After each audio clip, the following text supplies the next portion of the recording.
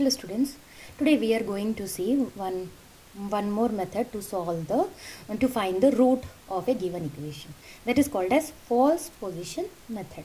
तो देख लेते हैं. तो find a real root of f of x is equal to x cube minus 2x minus 5 का मुझे रियल रूट फाइंड आउट करना है. ठीक है, तो एज़ यूजुअल मुझे इसके लिए दो रूट्स लगेंगे और एक रूट मुझे ज़ीरो आ रहा है तो well and good, that will be the root. अगर ज़ीरो नहीं आ रहा है आफ्टर सॉल्विंग तो मुझे एक पॉजिटिव वैल्यू और एक नेगेटिव वैल्यू, वैसे जैसे बाइसेक्शन मेथड में हमने किया था वैसे ही मुझे दो वैल्यूज़ चाहिए. तो let us consider solution. Let us consider first root b equal to 1. तो f of 1 देखती हूँ आ रहा है क्या. तो 1 cube minus 2 into 1 minus 5 is equal to 1 minus 2 minus 5 is equal to 1 minus 7 is equal to minus 6. Minus 6 तो हो नहीं सकता, रूट ज़ीरो आना चाहिए. तो अब मैं दूसरा एजम्पशन कर रही हूँ.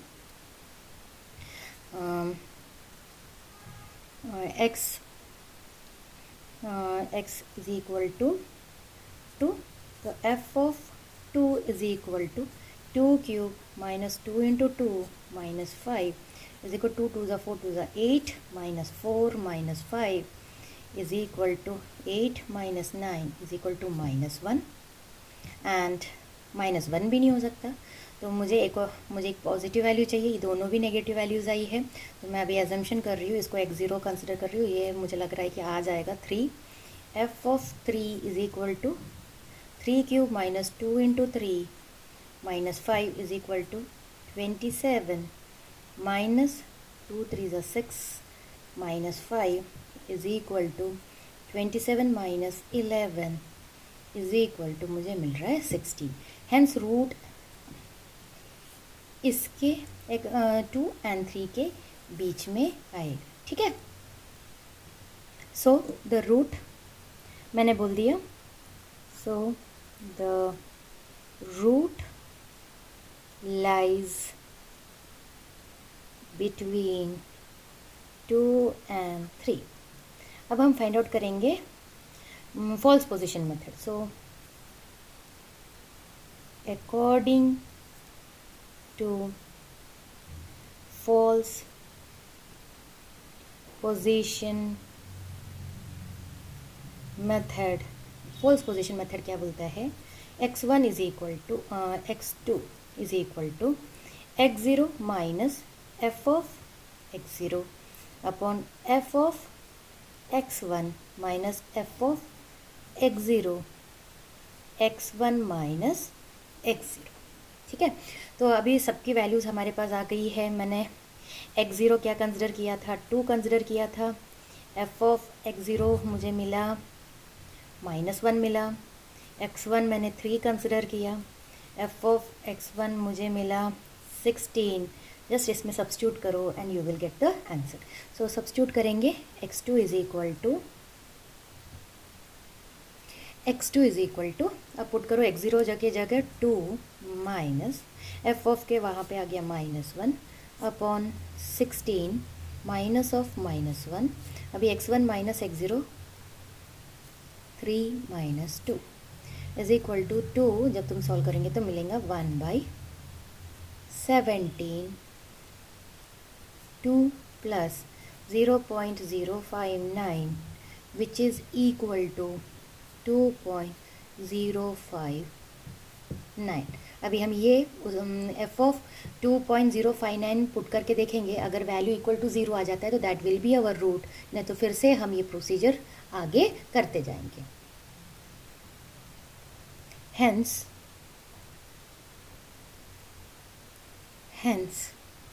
अब रूट लाई हो रहा है. रूट लाइज बिटवीन पॉजिटिव और negative value.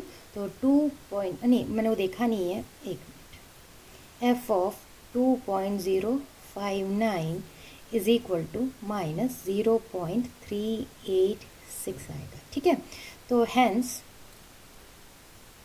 Root lies between 2.059 and 3 के बीच में है। अब वैसा ही होगा, अब मैं x3 फाइंड आउट करने जा रही हूँ, तो 2.059 माइनस माइनस तुम इसमें पुट करो एफ ऑफ सब मिल चुका है हमें, एफ ऑफ 2.059 सब कुछ मिल चुका है, तो हम सब्स्टिट्यूट कर रहे हैं सिर्फ, तो आ जाएगा 0.386 divided by 16 minus of minus 0.386 into 3 minus 2.059। जब ये हम सॉल्व करेंगे तो मुझे मिलेगा 2.0812।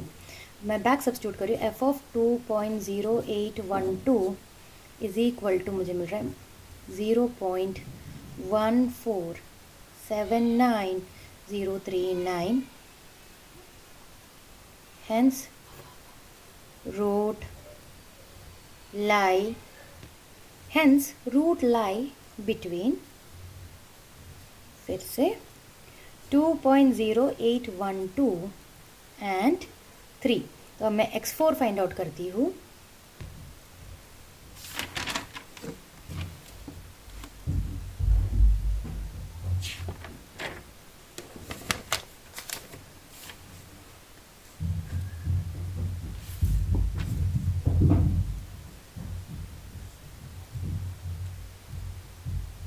फॉल्स पोजीशन मेथड को सॉल्व करने का शॉर्टकट मेथड बता रही हूँ। जैसे मैंने सॉल्व किया था तो बहुत लेंदी और डिफ़िकल्ट, कन्फ्यूजन भी बहुत क्रिएट हुआ, तो तुम लोग एक टेबल बनाएंगे जिसमें x0 होना चाहिए, x1 होना चाहिए, f ऑफ x0 होना चाहिए, f ऑफ x1 होना चाहिए, xn+1 f ऑफ xn+1 होना चाहिए। ठीक है, तो मैंने फर्स्ट जो एजम्पशन किया था वहाँ था 2, फिर था 3।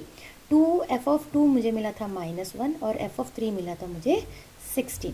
जब मैं xn+1 वाले फॉर्मूले में पुट की, अब ये फॉर्मूला क्या था, फॉर्मूला भी यहाँ लिख लेंगे तुम लोग, इज इक्वल टू क्या था, x0 minus f of x1, पूरा फॉर्मूला लिखेंगे, f of x1 minus f of x0 into x1 minus x0। ठीक है, थोड़ा सा बड़ा हो जाएगा, मेरे पास स्पेस नहीं, इसलिए मैंने वहाँ xn+1 डाल दिया।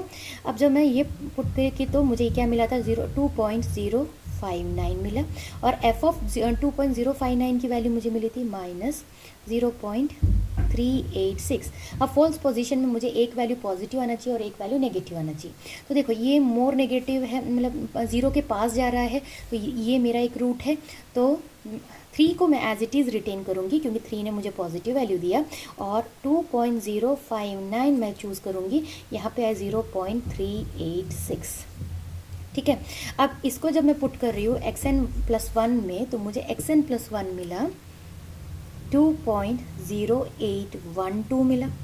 अब f ऑफ दिस वैल्यू मुझे मिला 0.1479039 मिल गया।